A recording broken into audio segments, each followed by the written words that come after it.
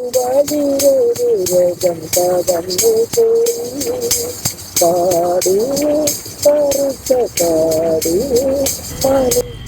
നിങ്ങൾ മുസ്ലിമാണോ എന്നൊരു ചോദ്യം കേട്ടാൽ ഞാൻ തിരിഞ്ഞു നോക്കുന്നത്. കഴിഞ്ഞ ദിവസം ഞാൻ കോഴിക്കോട് മാനാഞ്ചിറയിൽ പോയിട്ടുണ്ടായിരുന്നു. അതായത് വയനാട്ടിൽ നിന്ന് വന്ന വഴി മാനാഞ്ചിറയിൽ കയറാൻ കാരണം വേറെ ഒന്നുമില്ല, ഒരു നോൻപ് സൽക്കാരം ഒരു പാക്കറ്റ് ഉണ്ട്, എല്ലാം അടങ്ങിയ ഒരു പാക്കറ്റ്, പൈസ കൊടുക്കണം, ഫ്രീ ആയിട്ട് കിട്ടണമല്ല, അത് വാങ്ങാൻ വേണ്ടി പോയത്. അപ്പോൾ രാവിലെ ചെന്നതുകൊണ്ട് ഒരുപാട് സമയമുണ്ടായിരുന്നു, വൈകിട്ടായിരുന്നു അവർ വരുന്നത്. അപ്പോൾ അത് വാങ്ങാൻ വേണ്ടി രാവിലെ മുതൽ ഞാൻ അവിടെ കോഴിക്കോട് ഉണ്ടായിരുന്നു. അങ്ങനെയാണ് മാനാഞ്ചിറയിൽ മിക്കപ്പോഴും, അതായത് മിഠായി തെരുവ് സ്റ്റാർട്ടിങ് വന്നിരിക്കുകയാണ്. ഒരു ചെയർ അവിടെ ഉണ്ട് എനിക്ക്. അവിടെ ആൾക്കാരൊക്കെ രാഷ്ട്രീയം പറഞ്ഞിരിക്കും, ഞാനും ആ കൂട്ടത്തിലിരിക്കും. ചില പരിചയക്കാരെ കിട്ടും, ചിലപ്പോൾ ഒറ്റയ്ക്ക് ഇങ്ങനെ ഇരിക്കും. ഒറ്റയ്ക്ക് എന്തോരം നേരം വേണമെങ്കിൽ ഇരിക്കാം. പക്ഷേ ഈ തവണ പോയപ്പോൾ ദൂരെ നിന്നൊരു കൊട്ട് കേട്ടിരുന്നു. പാട്ട് കേൾക്കാൻ കഴിയുന്നില്ല, പക്ഷെ പാട്ട് പാടണമെന്ന് അറിയാൻ പറ്റും, പക്ഷെ വ്യക്തമായിട്ട് കേൾക്കാൻ കഴിയില്ല. കുറേ നേരം ദൂരെ നിന്ന് ആസ്വദിച്ച് പിന്നെ അവിടുത്തെ മൂവ്മെൻറ്റ്സ് ഒക്കെ വാച്ച് ചെയ്ത് ഞാൻ പതുക്കെ എഴുന്നിട്ട് അദ്ദേഹത്തിന് അടുത്ത് പോയിരുന്നു. അപ്പോൾ തൊട്ടടുത്ത് വേറൊരു പുള്ളി ഇരിക്കുന്നുണ്ട്. അദ്ദേഹം ഇതേപോലെ പരിചയക്കാരനാണ്, പക്ഷേ ഇത് എന്നെപ്പോലെ ഇപ്പോൾ വന്ന് പരിചയപ്പെട്ട് വന്നിരിക്കുന്നതാണ്. അപ്പോൾ കുറേ നേരം ആ പാട്ട് കേട്ടുകൊണ്ടിരുന്നു. അപ്പോൾ പേര് ജോണേട്ടൻ എന്നാണ് എനിക്ക് മനസ്സിലായി. അദ്ദേഹം ബാൻഡ് സംഘത്തിലെ ഒരു അംഗമായിരുന്നു. കുറച്ച് നാൾ മുമ്പ് ഒരു ആക്സിഡൻറ്റ് സംഭവിച്ചു. അപ്പോൾ നട്ടലിന് പരിക്ക് പറ്റി. പിന്നീട് ബസ് സ്റ്റാൻഡിൻ്റെ പരിസരത്തും അവിടെ നിന്ന് ആൾക്കാരെന്തോ വികസനത്തിൻ്റെ ഭാഗമായിട്ട് മാറ്റിയപ്പോൾ അദ്ദേഹം ഇവിടെ വന്നിരുന്ന് പാട്ട് തുടങ്ങി.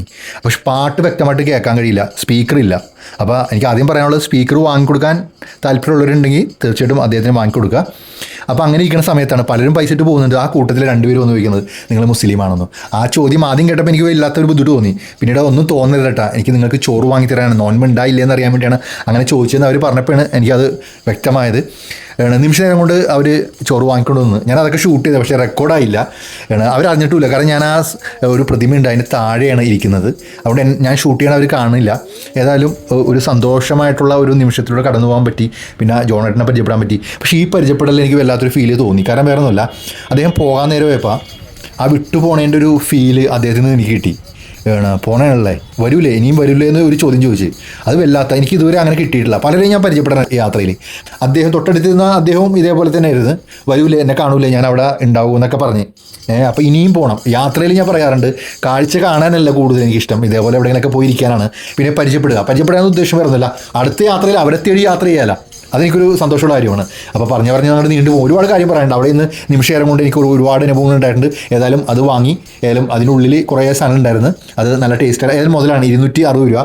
കുഴിമന്തി ഉണ്ടായിരുന്നു, ഒരു ജ്യൂസ് ഉണ്ടായിരുന്നു, പിന്നെ ഒരു സ്നാക്സ് ഉണ്ടായിരുന്നു, പിന്നെ ഫ്രൂട്ട്സ് കട്ട്, അങ്ങനെ കുറച്ച് സാധനമൊക്കെ ഉണ്ടായിരുന്നു. ഏതായാലും നിങ്ങളായിട്ടൊന്ന് പങ്കുവെക്കാൻ പറ്റി അതിയായ സന്തോഷം. മറ്റു വീഡിയോയുമായി വീണ്ടും വരും. അത് നമസ്കാരം.